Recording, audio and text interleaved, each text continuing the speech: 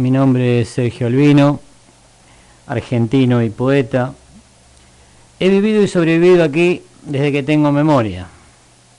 Me gusta transitar por los caminos argentinos y los invito a caminar por esta, nuestra historia. Esto es Camino al Vino.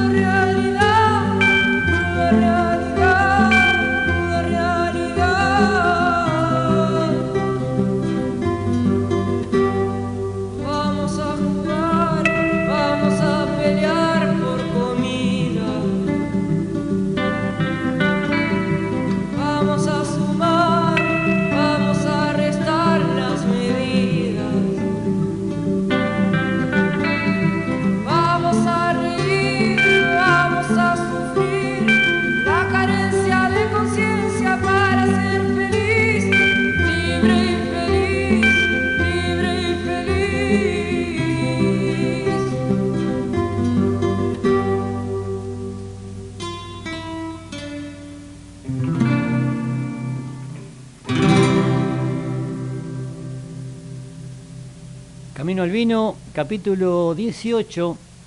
Hoy vamos a hablar de letras, vamos a hablar de palabras, vamos a hablar de un escritor devenido en filósofo o un filósofo devenido en escritor, llamado Macedonio Fernández, un personaje del que mucho se ha hablado y poco se ha leído. De alguna manera porque él también quiso como pasar desapercibido en algún momento de su vida. De todos modos, como todos ustedes saben, se pueden comunicar con este programa. Saben ustedes, los escuchas, que este es un programa muy poco interactivo con el oyente, pero de todos modos les vamos a dar las vías de comunicación para que puedan no comunicarse con nosotros. Pueden llamar al teléfono fijo 443-1043. Si no, nos pueden enviar un WhatsApp al 423-9360. Y si no, se pueden comunicar a través de la página de Facebook del programa, que es Camino al Vino. Ahí le dan un me gusta y ya quedan conectados con todos nosotros. De todos modos, ustedes saben que cada lunes este milagro sería imposible sin la operación técnica del hombre milagroso, el hombre que hace que este imperio pueda funcionar. El emperador del sonido, don Julio César Herlein. Buenas noches, Julio, ¿cómo estás? Buenas noches, Sergio, acá andamos, bien. Un poco me está tratando mal el tiempo. En realidad, la semana pasada tuvimos a nuestro amigo Sebastián Tula, que siempre le pedía el tiempo y de alguna manera yo creo que eso que Sebastián hacía nos precavía para el día siguiente y no permitía que nos sorprendiera el tiempo con el frío o la humedad. Me parece que vamos a tener que retomar nuestro informe meteorológico. Como les decía, en este capítulo 18 vamos a hablar de letras, vamos a hablar de filosofía, vamos a hablar de un escritor que más que un escritor fue un facilitador de un montón de escritores argentinos. Pero como todos los que escuchan el programa conocen, antes de adentrarnos directamente al tema, siempre escuchamos una canción, un tema musical, y hoy vamos a escuchar a José Larralde cantando Sobran las palabras.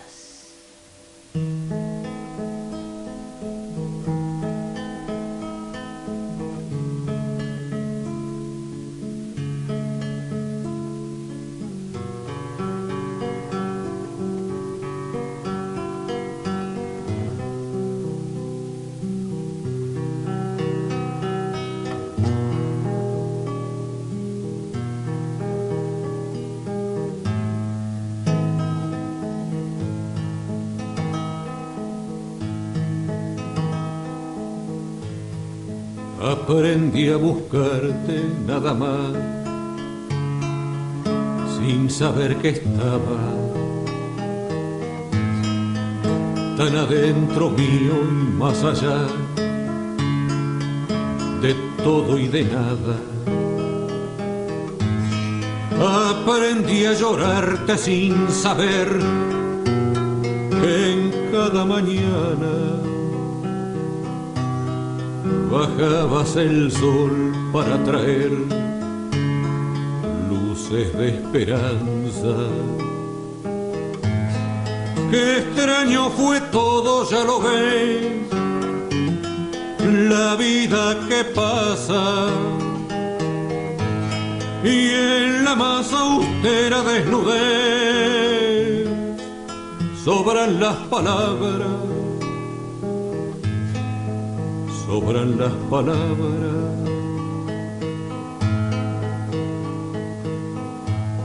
Qué argumento gris tiene el perfil de las horas lacias, desglosando lágrimas de atril de estériles páginas. Anda suelto el aire en el pinar, borrando nostalgia. Qué extraño fue todo aquel llorar, si hoy sé que me amas. Qué extraño fue todo, ya lo ves, la vida que pasa, y en la más austera desnudez sobran las palabras, sobran las palabras. Aprendí a buscarte nada más, sin saber que estaba tan adentro mío y más allá de todo y de nada. Aprendí a llorarte sin saber que en cada mañana bajabas el sol para traer luces de esperanza. Qué extraño fue todo, ya lo ves, la vida que pasa, y en la más austera desnudez sobran las palabras, sobran las palabras.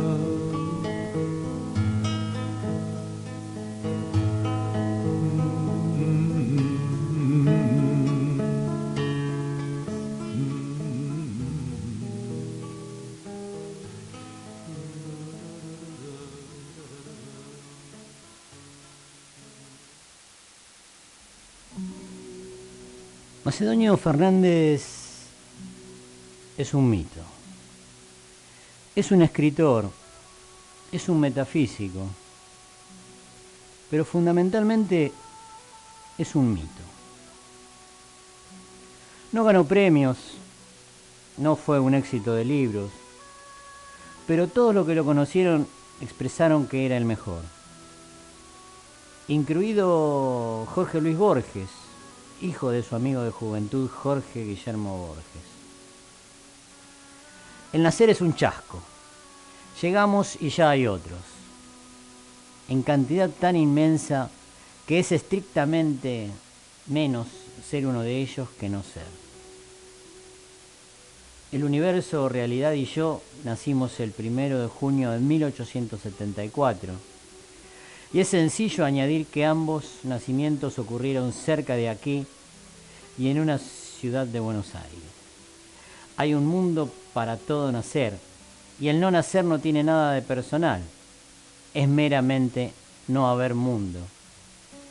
Decía desde palabras escritas, no siempre impresas. Segundo hijo de una familia ganadera, familia bien, que iba viniéndose a menos a fuerza de 3 generaciones que vivieron de la conquista de la primera. Sus vecinos eran quienes en el futuro prestarían sus nombres para calles, plazas y colegios de la patria. De hecho, en 1901, la calle Piedad trocó a Bartolomé Mitre. Con su padre iba a Casa de Gobierno a charlar con el presidente, siendo aún un niño. Estudió en el Colegio Nacional de Buenos Aires, como su estirpe lo ameritaba, e ingresó a la Facultad de Derecho de la UBA, una universidad que no era pública, no era gratuita y no era universal. Era la universidad que formaba la clase dominante del país. Pero ahí, en esa carrera de Derecho, demuestra que no es un alumno común. Y con un grupo de amigos, entre los que están Julio Molina Bedia y Jorge Guillermo Borges, decide ir a Paraguay a formar una comuna libertaria anarquista. Borges decide quedarse para casarse y engendrar al escritor argentino más famoso. Los demás se internan en la selva paraguaya para concretar el proyecto. Comienza una correspondencia con el filósofo William James y a publicar artículos en revistas porteñas, con sus visiones sociológicas, políticas, poemas, humor. Sin embargo, ese proyecto es derrotado por la naturaleza y los mosquitos. De todos modos, esa experiencia deja a Macedonio la marca de que no tiene amo ni Dios. Vuelve a Buenos Aires y se diploma de abogado y doctor en jurisprudencia, hecho que le garantizaba una placa de bronce o una calle en el futuro. Pero Macedonio renuncia a todo ello porque desprecia los oropeles sociales. Se casa con la mujer de su vida, Elena de Ovieta, y comienza una plácida vida familiar fruto de ese amor del que resultan 4 hijos, a los que decide dar por apellido el de la madre, en una actitud rebelde ante la sociedad y profundamente política, de visión anarquista. Recibe un nombramiento judicial en Posadas, Misiones, en una secretaría, pero dura muy poco tiempo. Dicen que no quiere condenar a nadie, rebelado contra el feudalismo del siglo XX. La realidad es que en aquellos lares el trabajo humano era esclavo, como lo mostraría algunas décadas después Hugo de Carril con su película Las aguas bajan turbias. Vuelve a Buenos Aires y ejerce la abogacía sin ninguna pasión y su literatura languidece. Casi no publica nada. Hasta que ocurre el hecho más trascendente de su vida. Después de 20 años de casado, su amada Elena muere. Y su concepción del mundo cambia por completo. Deja el cuidado de sus hijos a familiares y comienza una vida ascética, despojado de todo bien material que no sea indispensable. Abandona la abogacía y en pensiones del barrio de Once o tribunales se entrega a la especulación metafísica. Todo le sobra, nada le falta. Una sartén, una pava, una fotografía de William James y una guitarra criolla son toda su fortuna. La melancolía se apoderaba de él. Se volvió fotofóbico. Su vida y su escritura pasaron a ser una unidad. Entre relatos, recetas de cocina y especulaciones metafísicas, comienza a pergeñar su gran obra, Elena Bella Muerte. Un gran mix entre filosofía y ficción. Y ahí lo descubren los vanguardistas. Borges, el famoso, Marechal, Girondo, Scalabrini Ortiz, Sul Solar. El ermitaño que escribe como vive, que habla como escribe, es una explosión en la chatura pampeana. Él había sido amigo del padre de Borges. Era contemporáneo de Lugones y Pairó, pero sin embargo la generación posterior quedó magnetizada por su presencia. Borges reconoció haberlo plagiado. Toda esa generación del 22 lo idolatra y propone su candidatura a presidente. Un delirio cósmico que seguramente le habría hecho mucho bien a un país que es un delirio cósmico cotidiano. Aún no había publicado ningún libro. A partir de allí sus discípulos se encargan de convencerlo de la importancia de editar. Edita y no lo lee nadie, o casi nadie. No se olvide, soy el único literato existente de quien se puede ser el primer lector. Pero además, mi libro, y es más inusitado eso todavía, es la única cosa que en Buenos Aires puede encontrarse aún no inaugurada por el presidente, decía Macedonio por aquellos años.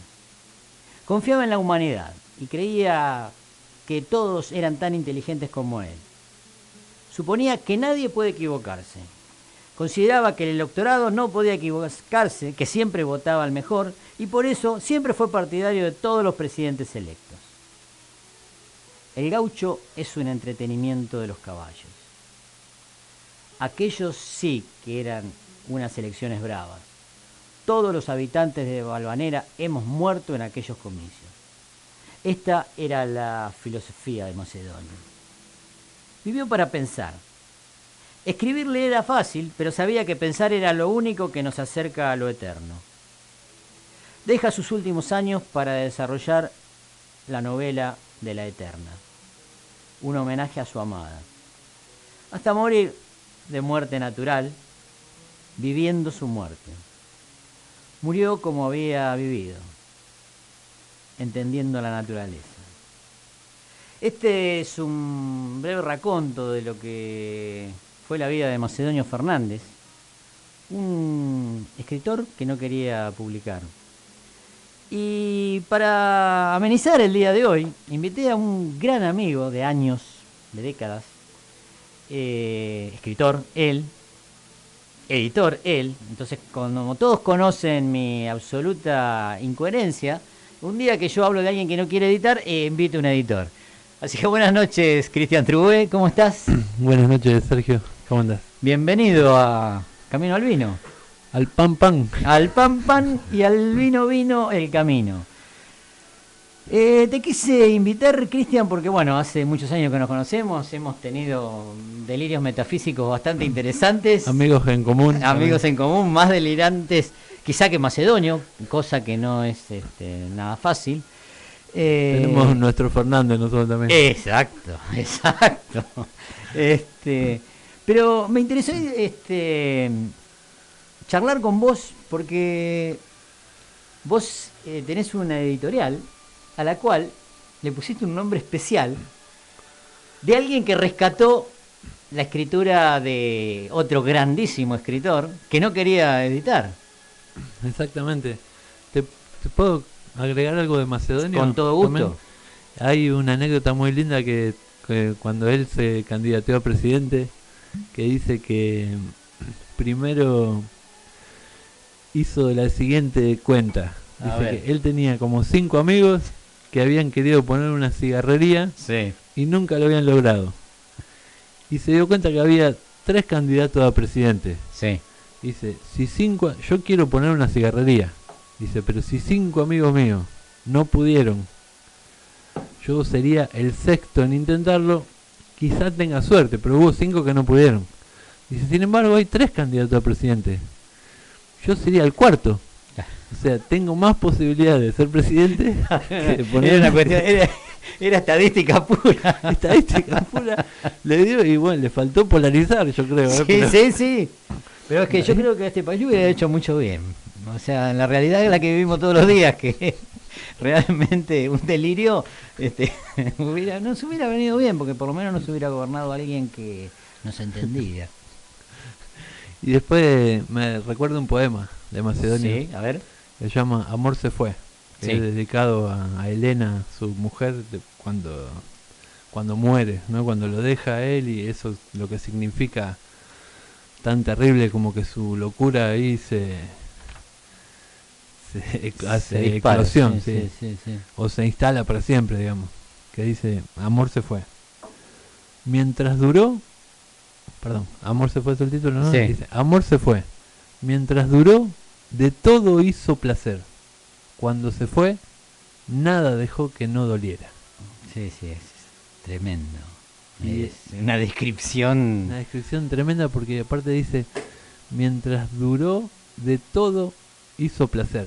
O sea, Sí, él sí, sí, fue sí, sí, todo com- placentero. Cuando de- se fue, nada dejó que no doliera. Todo le dolía porque él veía la ropa de ella y le dolía. Sí. Y comparado con este dolor tan fuerte, todo era placer. Sí. Las peleas, los malos momentos, los malos recuerdos Sí.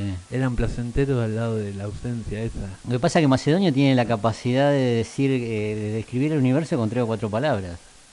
O sea, en general la escritura de Macedonio, que invito a la gente a leerlo, no es fácil de leer, pero cuando uno le encuentra al lado, o sea, Macedonio es como que te invita, pero tomate el trabajo, ¿viste? Sí, porque tiene esas como doble negaciones, o esa misma poema, nada dejó que no doliera. Claro, En sí, lugar de sí. decir, le dolió todo dolía, Si menos por menos es más. dice, nada dejó que no doliera. Como una triple negación, uno no sabe ya si es por el sí o por no. Claro. Pero más allá de esa forma medio rebuscada, medio jurídica que tiene también en Sí. algunos textos, parece que... Bueno, la profesión a veces nos juega a favor y en contra. Te decía, Macedonio no quiso editar y bueno, sus admiradores lo empujaron un poco. Por decisión propia solo editó una novela que comienza, creo. Pero bueno, te encuentro a vos que editor. Sí. Editor. Después de muchos años, editor. ¿Cómo llegaste ahí? Y con algunos intentos fallidos. Ajá. Sí, la verdad que hubo, qué sé yo, es una historia larga, ¿no? Pero yo hace muchos años, resumiéndola, hace Sí. muchos años que escribo, unos Sí, sí, más sí. de 25, Sí, seguro. y hace por lo menos 20, después de 20 años que decidí, tengo que publicar, tengo que editar, tengo que publicar, tengo que publicar. Bueno, en ese camino tenía 6 libros para editar, todos juntos, de cuentos, ¿no? Como una serie de 6 libros de cuentos. Sí. Y que eran 6, no era un libro de 500 páginas, sino que eran 6 libros por esa temática clasificada, digamos. Y bueno, en ese proyecto era muy caro, digamos, era un presupuesto Claro. terrible, injuntable, digamos. Sí, sí, sí, sí. Sí, Por más que uno tenga un trabajo más o menos digno, digamos. sí, sí, sí, sí. No, ni con crédito, ni con nada. Claro. Las cosas Y- buenas son muy difíciles. A veces. No, ni con toda la paciencia del mundo, porque Claro. tampoco podía esperar 20 años más. No, lógico. Y bueno, fui por alguna alternativa de algo más casero, digamos, pero no quería perder la legalidad de la publicación. Sí. En cuanto a la parte del derecho de propiedad, Claro. o de la parte del registro bibliotecológico, digamos que un libro va para la Biblioteca Nacional, uno para el Congreso, y hacer una publicación legal que se pueda vender legalmente, digamos que pueda estar en una librería. Claro, vos ya habías estado en el mundo de las letras, en bibliotecas, o sea, conocés conocías cómo se maneja todo el tema Claro, del libro. más o menos esa parte la sabía, digamos. Pero, y había publicado, hecho un esbozo o unos primeros proyectos de publicaciones más caseros, digamos, así, hechos en imprenta de acá, sin toda la parte legal. Sí, Y bueno, mi intención era eso, hacer una edición legal de todos los libros estos. Y bueno, después de varios intentos fallidos, con un socio, un amigo que bueno, no hemos peleado en esa sociedad, pero seguimos siendo amigos, sí. decidí que tenía que hacerlo yo, digamos. Si yo quería hacerlo como yo quería, Claro, tenía que hacerlo yo. Y así que bueno, te largaste. me compré una computadora. Sí. Más o menos igual algo sabía, había trabajado algo en diseño cuando Ujú. era más chico. Claro. Toda la parte del libro ya tenía el conocimiento y bueno, publiqué, pero originalmente mi idea era solamente publicar mis propios libros, mis Sí. propios textos. No tenía otra aspiración que esa. De hecho, al principio como que no quería ni publicar nada tampoco. Ujú. Mi idea era como voy a publicar solamente a los amigos. Ajá. Y solamente... No, primero, la primera idea era solamente a los amigos. Claro. O a alguien que me guste, digamos. Después llegó un amigo que le una parte que lo admiraba mucho, que le publiqué el primer libro, Sí. algo espectacular. Después vino la mujer de un amigo que tenía una tesis sobre el matrimonio gay. Ajá. No tenía nada que ver, no era, yo ya me había propuesto hacer una editorial literaria, Claro. solamente publicar a los amigos, Sí. pero no pude decirle que no, realmente. Y después me llegó, Y ahí se amplió el espectro. ahí se amplió el espectro, toda la presunción de editorial de línea, de elitismo que tenía, se me acabó ahí en el Claro. segundo libro. Pero terminó de sepultar esto cuando llegó la madre de una amiga de una de mis hijas Sí. a publicar un libro de autoayuda. Ajá. O sea, toda la perspectiva Claro. de tener una editorial de autores literarios se terminó de...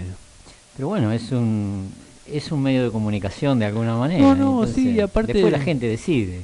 No, aparte que realmente...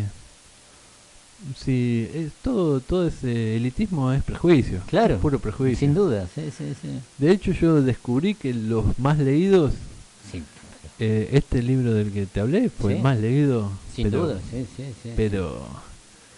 Y habla de la sociedad Y también. ¿sabes qué? Te cuento un chisme. Sí. A ver. Yo lo distribuí en varias librerías. Ujú. Sí, yo tengo un circuito chiquito, pero tengo varias librerías en la zona, tengo Claro. alguna en Capital. Así que me reciben libros de consignación y me permite estar Ujú. en la librería. Ujú. Que es importante estar, es el lugar Sin donde, duda. donde hay que estar. Sí. Y bueno, yo anteriormente siempre llevé mis libros. Sí, todos los libreros me conocen por haberle llevado libros. Ya venía Claro. un trabajo de un tiempo. Sí. Cuando le llevé este libro que te decía, al poco tiempo que volví, los libreros lo habían leído. Todos lo leyeron. Sí, Claro. todos me hablaron del libro, todos le hicieron alguna crítica, me mencionaron un fragmento. Claro. Todos, pero no sé, de una librería ponerle que había 3, Sí. los 3 lo leyeron. En la otra que son 2, los 2 lo leyeron. En la Claro. otra- y ahí me di cuenta que ninguno había leído mis libros. Ninguno de todos ellos. Porque a mí nunca, jamás Claro. me dijeron ni Claro. "Ah, Muy nada, bueno, nada". muy bueno. Así que, no, realmente uno hay que sacarse el sombrero por esa... Seguro. Genial. Bueno, se nos fue la primera media hora del capítulo 18 de Camino al Vino. Hacemos una pausa cortita y volvemos.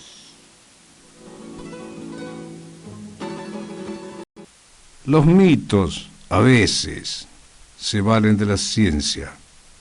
Entonces la ciencia es la verdad más la esperanza de mejorar la naturaleza del hombre. Es decir, la manera más poética de la verdad. Estamos condenados a crecer, por eso la ignorancia es una manera inconsciente del mal. A crecer y a vivir entre la esperanza y la desesperación, a veces amargamente lúcidos, entre la diáspora permanente y el eterno Baudelaire que desde la poesía gritaba: ¡El mundo se acaba! Caminando sobre millones de especies que enterró el tiempo, ese farsante invencible, en un gigantesco cementerio donde los biólogos siguen sin encontrar a Dios en sus probetas, al que buscan a través de la inteligencia, de la que las virtudes son producto, como somos polvo animado por Dios, pequeños y bulliciosos efectos de una gran causa de la que el universo es espejo, el universo que se expande tanto que terminará tragándose a sí mismo. El medio nos transforma y la función recrea al órgano a cada paso, en tanto el progreso es una manera de librarse del pasado con el auxilio inconsciente de la ciencia, El progreso es la manera visible de la evolución, la luz que nos ilumina el camino en esta noche eterna que es la existencia. El progreso del hombre que agiliza la transformación de la naturaleza, el progreso que es el profeta atomizado, que deambula entre las chimeneas y las computadoras, entre los laboratorios y las universidades como esta, aire puro en la frontera, donde le cuento a los muchachos que para mí todo es material para la literatura, como decretó Mallarmé, que creía que el sentido del hombre en el mundo es convertirlo en un libro. Algo que siempre recordaba a Macedonio Fernández, aunque para él escribir era solo un pretexto para pensar. Por eso no le interesaba publicar. Recordaba a Borges, que lo admiraba tanto que llegó a decir que si Macedonio no hubiera nacido, él no habría conocido la envidia. Macedonio Fernández era una constante representación del absurdo. Hasta quemaba sus papeles después de haberlos escrito. Guardar, decía, es dudar que mañana Dios proveerá. Ese amable Dios de Macedonio Fernández, literario y divertido como él, que nació porteño en 1874, que cuando alguien lo visitaba tardaba en aparecer, que detrás de una cortina arrastraba los pies, pero ese anuncio de entrada era un alejamiento, o aparecía ante el invitado con muchos suéteres y con una vieja maleta de la que sacaba dudosos alfajores, que le convidaba al visitante, contaba Borges, que parecía el inventor de Macedonio, que se llamaba a sí mismo el desrealizado o el recién venido, el evanescente Macedonio que siempre fue un enigma, uno de los mitos más queribles de Buenos Aires, tan citado por Borges, decía mientras le cambiaba las cuerdas a la guitarra, con tan poca timidez, de encomios, que por el terrible riesgo al que se expuso con tanta vehemencia, comencé a ser yo el autor de lo mejor que él había producido, es decir, que fui un talento de facto, por arrollamiento, por usurpación de la obra de él.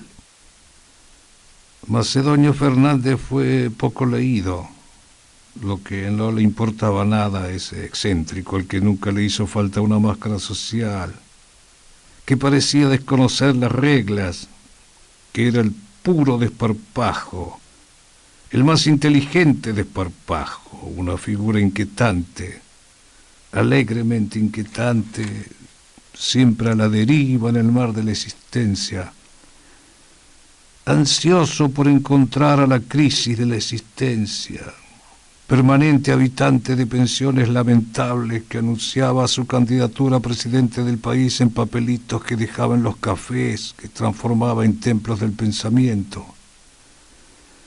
Papelitos que también metían los libros de la Biblioteca Nacional, que tanto divertían a los pocos lectores que los encontraban en los libros cuidadosamente elegidos por Macedonio, de autores que tenían en común ellos y él, el Macedonio salido de la abogacía y entrado en la literatura para contar historias que no dejaban de comenzar, y nunca por el mismo camino, espejos de espejos que contaban lo que todavía no había sucedido, la pura insinuación que inventó una tradición que años después quiso legalizar Cortázar, por ejemplo la del lector salteado, que nos excitó jugando una rayuela más excitante.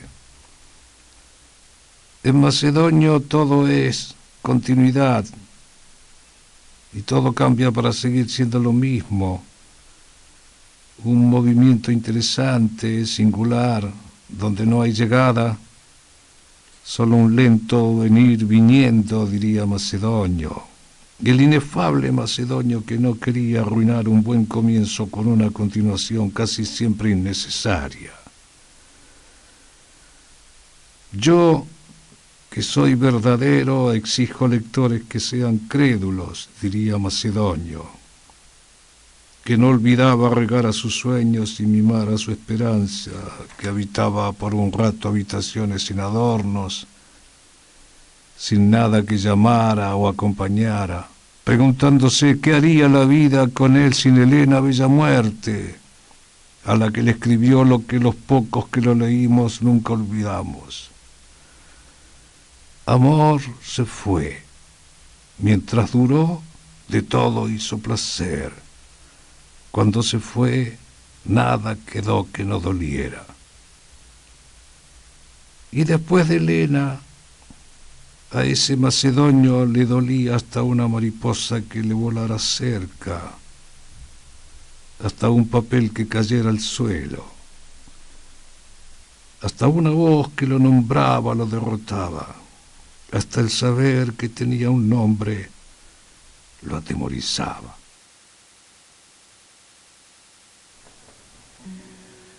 Segundo bloque del capítulo 18 de Camino al Vino. Estamos con mi amigo Cristian Trubé, editor de la editorial Max Brod. ¿Por qué se llama Max Brod la editorial? Esa es la pregunta del millón, digamos. Exactamente, porque no es un nombre muy comercial, no es un nombre atractivo. No. Bueno, en realidad, se llama Max Brod. ¿Viste? Max Brod, todo junto. Todo junto. Pero es obviamente por... Todo junto se escribe separado, ¿vio? Tal cual. Y Max Brod, el original, va separado. Que es Max Brod. Nombre y apellido. Un poeta, amigo de Kafka, de Franz Kafka, Sí. el escritor checoslovaco, digamos, o checo. En ese momento era todavía Checoslovaquia. Y bueno, Kafka publica solamente un cuento, creo que es La Metamorfosis, en vida. Y escribe mucho, guarda en distintos cajones. Y después, él tenía tuberculosis cuando está como ahí incipiente la venida de los nazis. Y cuando él sufre un poco ese caldo de cultivo. Uh-huh. En un gueto judío en Praga donde vivía.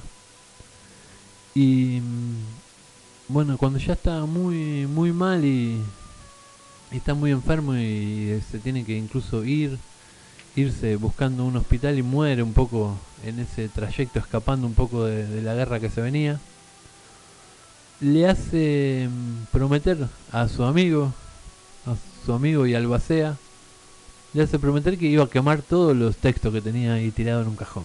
Sí. Le dice, si muero, agarrá todos mis cuentos, textos y quemalos. Y Max Brod le garantiza quemarle todo. Quédate tranquilo. Quédate tranquilo, vos sos mi amigo. Confía en un gomía. Yo te quemo todo. Bueno, murió tristemente Kafka en el camino. Y Max Brod le publicó todo hasta las cartas de amor.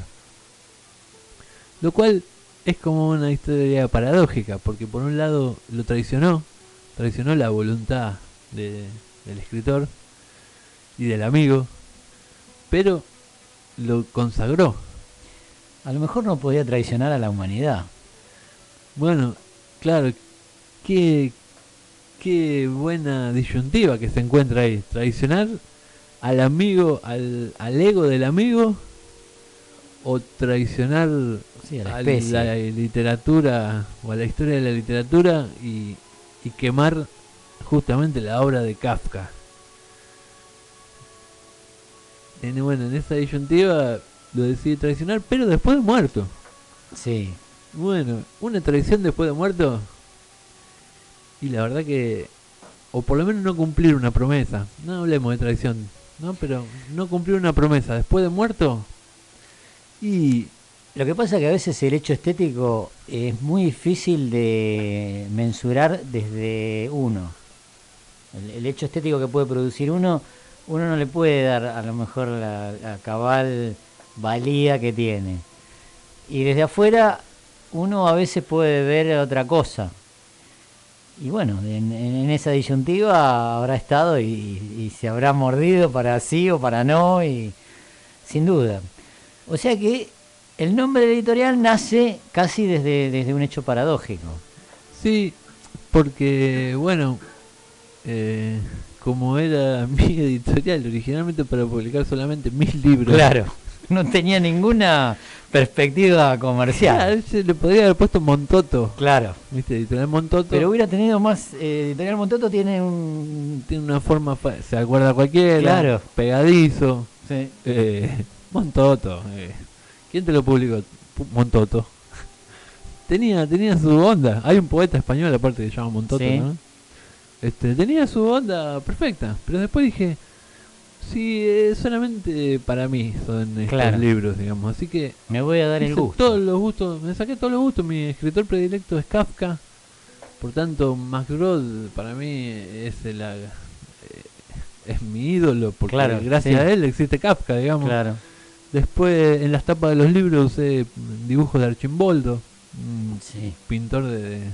Sí, que pintaba con, Del Renacimiento. con frutas y hortalizas. Claro. Hacía figuras humanas o de animales con frutas y hortalizas.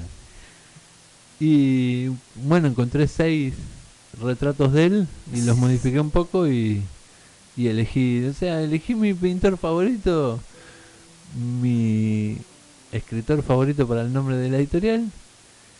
Y sí, lo que hice, originalmente tenían unos títulos más complejos los libros y lo reduje a una palabra. Sí, Bien. por ejemplo, ahora se llaman, actualmente los Sí. 6 libros se llaman crueles, fantásticos, jurídicos, breves, bucólicos y futuristas. Y Bien.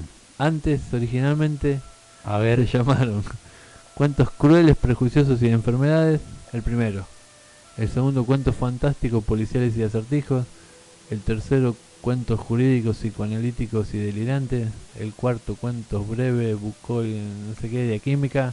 Sí. El quinto, Cuentos bucólicos, no sé qué. Claro. Y el sexto, Cuento futurista, no sé qué. y Eran el terror. casi toda la obra en el título. Claro, era un trabalengua terrible que ni yo me podía acordar.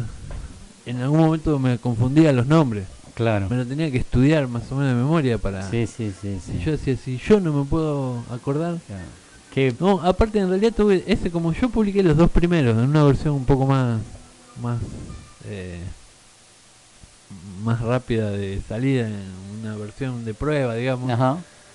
Publiqué después de como 2 años de haber publicado el primero, que era Cuentos crueles, prejuiciosos y enfermedades, a un amigo periodista con el que yo colaboraba, digamos, Sí. que él sabía lo había leído el texto, incluso me había hecho algún comentario. Todo después de 1 año y medio que siempre insistía con lo mismo, era el único libro que tenía. Le digo, ¿cómo se llama mi libro? Me dijo, Cuento cruel, Claro. no sé qué más. Y quedó, claro. Y dije, Quedó. claro, entonces dije nada, entonces usé Claro. la primera Crueles. palabra, claro, crueles y listo. Y los títulos de alguna manera caracterizan la obra. Sí, tal cual. sea, Es la síntesis de la temática esa del libro. Claro. Digamos, son muy variados. Tenés como el primero, como crueles, como con alguna influencia de Horacio Quiroga, de Ujú. Edgar Allan Poe, Sí. de no sé, Chekhov, por ahí. Ujú. Y hay como miedo a los virus, enfermedades, Claro. cosas terribles. Son Sí. Quiroga es extraordinario en eso. O sea, si está rumbeado para ahí, está imagino. totalmente, se va poniendo peor, Claro. y cuando vos decís, bueno, ya peor no puede poner, se pone Sí, peor sí todavía. hay una instancia superior. Siempre hay. Y bueno, después el segundo fantástico son netamente fantásticos, Claro. alguno policial, un cuento clásico, Claro. nada que ver con el primero. Y bueno, y así cada uno tiene su temática propia, desde el realismo al costumbrismo, al cuento maravilloso, Ujú. a la fábula o a la leyenda. También ahí en Bucólicos hay una leyenda popular, digamos, de alguna manera recopilada por mí, porque me la contaron. Ajá. Y bueno, más o menos respetando lo que me contaron, la escribí. Pero realmente el argumento no es mío. Bueno, la recreación ficcional es un argumento tuyo. Sí, por eso digo que es recopilación. Claro. ¿Y estás con algún proyecto? ¿Estás escribiendo algo? No estoy escribiendo nada. No estás escribiendo nada. No. La industria editorial ha, digamos, invadido tu talento, lo ha... No, yo siempre escribo solamente cuando tengo algo para escribir. Bien. O sea, cuando ya tengo todo pensado, una historia, ahí me siento a escribir. Claro. Pero hasta que llegue ese momento, No. no puedo. Si no sé toda la historia, no la puedo escribir. Tengo el comienzo, el título, los personajes, pero no sé cómo termina, no la puedo escribir. Entonces, y no, en hoja en blanco no escribo tampoco. Bien. Ahora, ¿qué te pasa cuando vos pones una editorial con un nombre que no es comercial, para darte todos los gustos? Y de golpe esa editorial empieza a tener un movimiento de que te aparecen escritores a lo mejor diferentes a los que vos imaginabas. Y bueno, y empieza a ser una editorial que empieza a editar libros con una continuidad. ¿Qué te pasa a vos por el cuerpo? Es muy sorprendente, la verdad, porque no dejo de sorprenderme a mí mismo. No puedo creer, porque es como, mirá, una vez yo te cuento otro chusmerío. A ver, dale. Un amigo mío que el padre tenía una heladería. Sí. ¿Sí? Yo mando al frente, total. Sí, igual, no hay tantas heladerías. Helados El Tucán. El Tucán, bien. Bueno, el viejo tenía ahí su heladería. Y un día, no sé, voy siempre que iba, viste, me invitaban a tomar helado. Uh-huh. Pero ya una cosa que me daba vergüenza muchas veces a mí, porque yo le quería pagar, pero él era un viejo tan generoso, claro, a morir, sí, que no podías irte si no comías. Aunque no querías, tenías que comer igual, porque sí. acá eso pasaba. Y por ejemplo, no sé, había días vos ibas y chocolate no tenía. Claro. Al otro día chocolate no tenía. Al otro día chocolate no tenía. Y todo el mundo pedía chocolate, no hay. Dulce de leche no hay. No sé, días seguidos que había frutilla y limón nada más. Claro. Y un día que estaba ahí le digo a mi amigo, ¿qué pasa que no hay chocolate? ¿No le traen? Que yo, no, si lo fabricamos nosotros. No sé, dice. Y bueno, hablando con el padre le digo, ¿por qué no hay más chocolate? Ajá. Que hace muchos días que veo que no hay chocolate. No, dice, porque no hago. ¿Cómo? No, dice, hace como 10 días que no hago chocolate. Se me acabó y no quiero hacer más nada, dice, no. No, dice, este negocio es el mejor negocio del mundo. Dice, tenés al dueño saboteándolo, igual deja ganancia. Así que, en ese sentido... O sea, ese fue tu modelo de emprendimiento empresarial. Y yo trato de hacer el chocolate, digamos, pero claro, después yo no hice nunca publicidad. No me vendo como la gran editorial. Siempre digo, yo soy el único empleado, esto es una editorial claro, chiquita. Ponemos lo que podemos, pero yo hago todo, desde el diseño hasta la corrección, hasta el registro de la propiedad intelectual. Pero sí, aparecen, qué sé yo, no sé, yo creo que por ahí la clave está en que no hay editoriales por la zona. ajá, Y yo, al ser una editorial chiquita, sin local y con un solo empleado y dueño y propietario, mis costos son mucho más baratos, claro, que cualquier otra editorial. Y encima tenés que irte a Capital. Sí. Entonces creo que la clave por ahí pasa por ahí. ¿Cuántos libros tenés editados? O sea, ¿cuántos títulos tenés editados? Y ahora tengo 15. Pero fue en un año, porque claro, de julio del 20 de julio, empecé el 20 de julio del año pasado. Con tus 6 libros. Sí. Y ahora tengo más de 15 títulos. Claro, es una locura. Es una locura. Pero bueno, no, bárbaro. O sea, una locura feliz, digamos, una locura. Sí. El término que nosotros usamos, la palabra locura, que bueno, el delirio cósmico es extraordinario. Sí. O sea, es el mundo macedoniano. Es el mundo macedoniano, ¿viste? Yo me acordaba me acordaba de una frase de Papo que dijo para, no sé, la revista Gente. Sí. No sé qué dice. en la época de Menem, a mí me fue bárbaro. Después, la frase estaba recortada, después decía, el país se fundió. Sí, pero le titularon nada más que sí, sí. la parte de esa no La la que pusieron. convenía. Entonces, claro, vos leías eso y decía, hijo de puta, Claro. te da bronca. Sí, lógico, ¿viste? sí. Entonces yo trato de no decir mucho. Claro. Que, Bueno, pero pero yo podría decir, pero el gobierno de Macri, es que a yo mí me creo fue espectacular. yo creo que a veces en las actividades, o sea, dependiendo de alguna cosa muy extraordinaria, no todo depende mucho del contexto De la- político, o sea, salvo que bueno, que haya algún insumo importado, y te cambien los costos, pero yo a veces creo que la vida cotidiana funciona porque uno también la hace funcionar. O sea, con uno o con otro todos los días tenemos que salir a laburar y Sí, sí, eso tal cual. no hay otra solución. Bueno, estamos llegando al final. La verdad que ha sido un gusto tenerte como invitado. Siempre recuerdo un par de cuadras de aquí cuando nuestros delirios metafísicos, en otro Escobar, donde los bares eran más amigables. Alguna vez soñé con escribir una canción perfecta con nuestro común amigo Sebastián Rodríguez, que sabía que no iba a ser imposible. Y de alguna manera lo quería hermanar con tu editorial perfecta, que no va a ser perfecta, pero de alguna manera está en el espíritu. La perfección está en el espíritu. Después cada uno hace lo que puede con su pobre talento. Pero la verdad que fue un gusto tenerte, te agradezco la presencia y por supuesto sigo el agujero en la media porque sos un prócer de esta casa. Bueno, te agradezco a vos, Sergio, un gran placer estar acá con vos, encima escuchando en vivo sobre Macedonio.